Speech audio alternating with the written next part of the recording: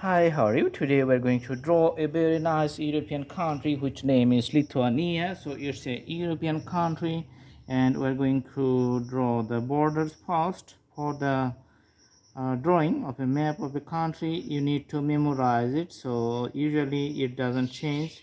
The shape of the map doesn't change. So if you can memorize it, then it remains for so many years.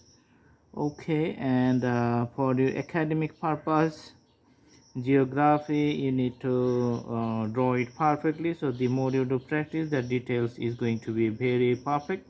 And if you are a traveler and go to that country, you need to know the borders area, the geographic locations, demographics, everything which is covering up for that country. So sometimes, the most of the time the northern parts of the Europe and the west side, it's like a cold area. So if you visit in those areas like winter time, then you have to bring the clothes and get prepared for the snowfalls.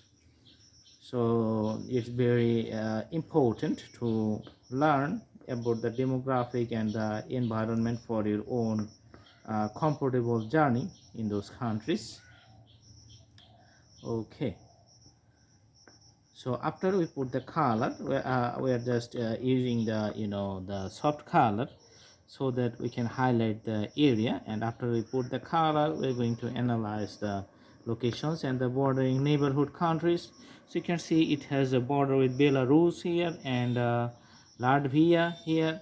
Okay, here you can see the Baltic Sea, and on the west side the Russia and Poland. So that's the thing. And easily you can see that it's a cold country. Okay, so the environment is going to be cold and the temperature is going to be down. So you need to bring warm clothes and other stuffs if you visit and stay in this country.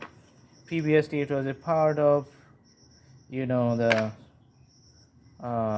maybe the Soviet Russia, but now it's an independent country, and it has a particular nice shapes. Okay, so do practice at home and the drawing is going to be very good. Thanks for watching. Thank you so much. Have a good day.